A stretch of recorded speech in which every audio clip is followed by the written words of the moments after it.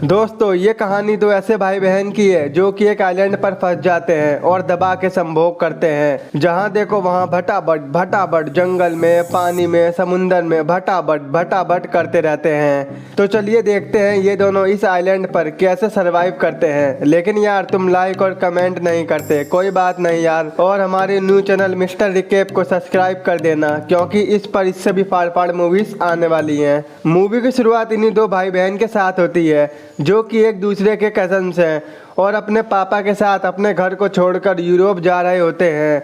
उसी बोट में एक पैडी नाम का नौकर भी खाना बनाने का काम करता था। वहीं वो दोनों भाई बहन वो देख रहे होते हैं जो आजकल हम देखते हैं। तभी पैडी उन्हें देख लेता है। वो कहता है ओम फोन डुराटे काट दियो और उन्हें खूब मारता है। तो एमलीन पैडी को रोकने लगती है। अचानक उसी बोट में आग लग जाती है और सभी लोग भागने लगते हैं। वहीं पैडी उन दोनों को लेके एक बोट में बैठ जाता है, जहां बोट तैरते तैरते बीच समुंदर में आ जाती है, जिससे वो परेशान हो जाते हैं। और अगली सुबह जब उनकी आंख खुलती है तो वो दोनों पैडी को जगाते हैं और एक आइलैंड को देखकर बहुत खुश हो जाते हैं, क्योंकि उनके पास ना खाने को कुछ था ना पीने को। वहीं पैडी डुर्राटे काट के बोट मोड़ देता है, जिससे वो सभी आइलैंड पर पहुंच जाते हैं। और वहां पहुंचकर पैडी को अपने खाने का सामान मिल जाता है और सभी खा पीकर मौज ले रहे होते हैं। इसके बाद पैडी रिचर्ड को जंगल में सरवाइव मतलब रहना सिखाता है कि एक आदमी एक आइलैंड पर कैसे अपनी लाइफ को सरवाइव कर सकता है। उसी रात पैडी को जोर जोर से आह आह की आवाज आ रही थी। वो उठकर देखता है जो कि वो आवाज आइलैंड के दूसरे साइड से आ रही थी। लेकिन अगली सुबह उससे रहा नहीं जाता। वो उस साइड देखने चला जाता है, जहाँ वो एक मांस का टुकड़ा देखता है, जिसे देखकर वो डर जाता है और रिचर्ड और एमलीन को वहाँ पर जाने से मना करता है। उसी रात पैडी ठर्रा पी के बच्चों के साथ झमाझम डांस करता है और पैडी फिर से आइलैंड के उस पार चले जाता है, जैसे कि उसकी लुगाई उसे वहां दे रही हो। जब सुबह होती है तो रिचर्ड पैडी को ढूंढने लगता है। वहीं वो पैडी को देखते देखते दूसरे आइलैंड पर पहुंच जाते हैं, जहां वो देखते हैं कि पैडी को यमराज ले गया है, मतलब ओम नमः शिवाय पैडी आपके पास ही आए। पैडी को देखकर वो दोनों डर जाते हैं, क्योंकि उनके सिवाय इनका कोई नहीं था। और वो दोनों उस आइलैंड को छोड़कर दूसरे आइलैंड पर पहुंच जाते हैं। अब धीरे धीरे रिचर्ड और एमलीन बड़े हो जाते हैं और एक दूसरे की तरफ बहुत अट्रैक्ट होते जा रहे थे। जैसे अभी मौका मिले तो वो काम कर दें, जो आजकल के लोग चाहते हैं अपनी बंदी से।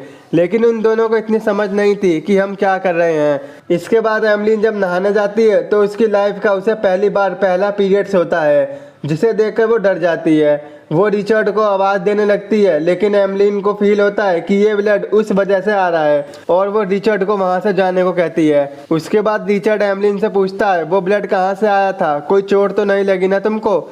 जिस पर एमलीन कहती है मुझे कुछ नहीं पता। और यहीं से रिचर्ड को पता चलता है कि एमलीन मुझसे बातें छुपाने लगी है। और दूसरी तरफ एमलीन रिचर्ड के प्यार में पागल होती जा रही थी, जैसे उसकी तितली हैंडपंप लेने को तड़प रही हो। वहीं रिचर्ड की एक आदत बन चुकी थी, जब भी एमलीन नहाने जाती थी तो वो उसको छुप छुप के देखता था और रात में वो डिनर करके बहुत मस्ती करते थे। अगली सुबह एमलीन जंगल में घूम रही होती है तो उसे एक भयानक सी आवाज आती है, जिसे सुनते सुनते वो एक भयानक सी मूर्ति के पास पहुंच जाती है, जिसमें से ब्लड निकलता है। ये देखकर एमलीन डरकर वहां से भाग जाती है और रिचर्ड को सब कुछ बताती है, जिसे सुनकर वो बहुत गुस्सा होता है और कहता है कि अगर अब की बार तुम कहीं गई तो तुम्हारी टांगे तोड़ दूंगा। उसी रात एमलीन को एक सपना आता है, जिसमें रिचर्ड समुद्र में डूब रहा होता है और अचानक से उसकी आंख खुल जाती है। रिचर्ड को सामने देखकर एमलीन के प्यार में 500 घोड़ियों का प्यार आ जाता है। वहीं रिचर्ड भी अपने औजार को काबू में नहीं कर पाता और उसे करने वाला होता है, लेकिन एमलीन उसे दूर करके सुला देती है, सो जा मुन्ना सो जा। लेकिन जब काम इच्छा की शक्ति जागती है ना तो बंदा बावला हो जाता है। रिचर्ड रात में फिर से एमलीन के पास जाता है, तभी एमलीन जाग जाती है और वो उसे भगा देती है, जहां उन दोनों को कुछ पता नहीं होता कि आखिर हम कर क्या रहे हैं। अगली सुबह रिचर्ड जंगल में घूमने जाता है तो एमलीन कहती है कहाँ चला बे? तो रिचर्ड मन में सोचता है तुझे क्यों बताऊं, तू तो देगी नहीं। लेकिन एमलीन भी रिचर्ड के पीछे पीछे समुद्र के किनारे पहुंच जाती है, जहाँ वो हैंडपंप नचा रहा था। उसे देखकर एमलीन कहती है ये क्या कर रहे हो? तो रिचर्ड कहता है निकल यहाँ से, रैप्टे ही दूंगा खींच के। और वो अपना मुंह लटका के चली जाती है। एक दिन रिचर्ड समुद्र में एक शिप को आते हुए देखता है, जिसे देखकर वो घर पर भागते हुए आता है। दरअसल रिचर्ड ने संकेत देने के लिए लकड़ियों का ढेर जमा कर रखा होता है, जैसे ही उन्हें कोई इंसान दिखे वो लकड़ियों के ढेर को जला के उन्हें बुला सके। तो रिचर्ड एमलीन से कहता है तुमने भी बोट को देखा था तो तुमने लकड़ियां क्यों नहीं जलाई? जिससे रिचर्ड गुस्सा हो जाता है। दोस्तों एमलीन यहाँ पर पर घुल मिल चुकी थी। उसका यहाँ से जाने का बिल्कुल मन नहीं था, इसलिए उसने ऐसा किया। लेकिन रिचर्ड को वहाँ नहीं रहना था और वो एक बोट बना के वहाँ से जाने लगता है। वहीं एमलीन भी सोचती है जा बेटा जा, कोई नहीं। लेकिन तभी रिचर्ड की नाव टूटकर समुद्र में डूबने लगती है, जिसे देखकर एमलीन काफी खुश होती है और हंसने लगती है। और जब रिचर्ड वापस आता है तो वो उसका मजाक बनाकर हंसने लगती है। वो कहती है मुझे पता है बेटा तुम समुद्र के किनारे क्या करते हो। तो रिचर्ड कहता है तेरी आह भी निकलवा दूंगा, तेरी चीखें भी निकलवा दूंगा, तुम ये गलत काम करती हो मुझे देखकर। तो एमलीन कहती है तुम भी तो मुझे नहाते हुए देखते हो, मुझे सब पता है बेटा। वहीं एमलीन रिचर्ड के सर पर नारियल फेंक के मार देती है, जिससे वो बेहोश हो जाता है। और जब वो उसे देखती है तो रिचर्ड उसे एक चांटा मारता है, चल झोपड़ी की। वहीं रिचर्ड एमलीन के सारे कपड़े फेंक देता है। वो कहता है ये मेरा घर है, तू निकल यहाँ से, जिसकी वजह से एमलीन को एक गुफा में रहना पड़ता है।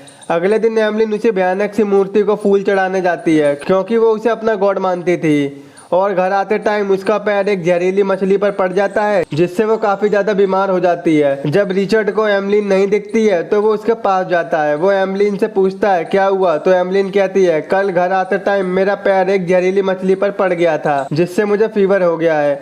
एमलीन को इस हाल में देखकर रिचर्ड को बहुत बुरा लगता है। वहीं एमलीन रिचर्ड से कहती है तुम मुझे उसी भयानक मूर्ति के पास ले चलो, वो मुझे ठीक कर देगी। उसकी बात मानकर रिचर्ड एमलीन को वहीं ले जाता है। थोड़ी देर वहीं आराम करने से एमलीन ठीक हो जाती है, जिससे रिचर्ड बहुत खुश होता है। वो दोनों एक दूसरे को कभी नहीं खोना चाहते थे। एक दिन हम जंगल में रिचर्ड और एमलीन के फ्रूट खाते हुए देखते हैं, जहां रिचर्ड एमलीन को उस नज़र से देखता है जो उसे चाहिए था। इसके बाद तो वो अपने आप से कंट्रोल खो देता है और एमलीन भी इस बार फुल साथ देती है और दोनों दबा के संभोग करते हैं और करते ही रहते हैं, क्योंकि उससे पहले केला जो खा लिया था। एक दिन रिचर्ड और एमलीन रात में आपस में बात कर रहे होते हैं। तो रिचर्ड बोलता है क्या बात है, तुम मुझसे क्या छिपा रही हो।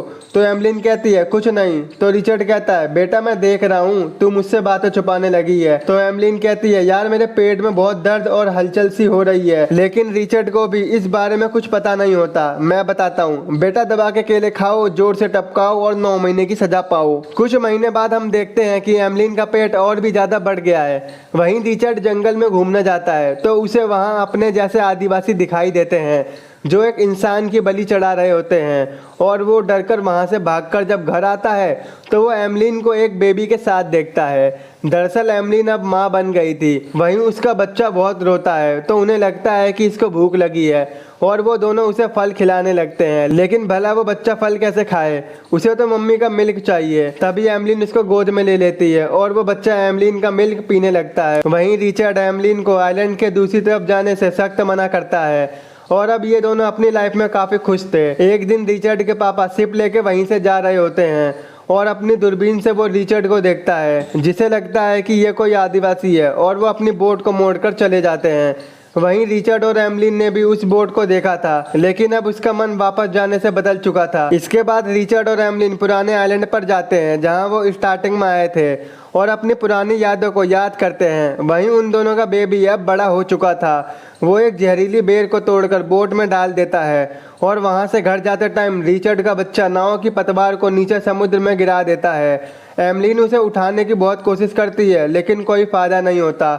जब रिचर्ड उस पतवार को लेने जाता है तभी उसके पीछे एक शार्क पड़ जाती है, जिसे बचाने के चक्कर में एमलीन नाव की दूसरी पतवार को भी शार्क पर फेंक देती है और रिचर्ड बोट में आ जाता है। लेकिन उनके पास अब कोई रास्ता नहीं था कि वो तीनों समुद्र से कैसे बाहर निकले। तभी रिचर्ड के बेबी को भूख लगती है और वो वही बेर खा लेता है, जिसे देखकर एमलीन काफी डर जाती है। लेकिन अब क्या था, ये देखकर वो दोनों डिसाइड करते हैं हम भी ये बेर खा लेंगे। लेकिन वो देखते हैं कि इस बच्चे पर बेर का असर नहीं हुआ, वो तो बस सो रहा था। वहीं रिचर्ड के पापा बीच समुंदर में रिचर्ड की नाव देख लेते हैं और वो लोग वहां पहुंचकर उन सभी को बचा लेते हैं।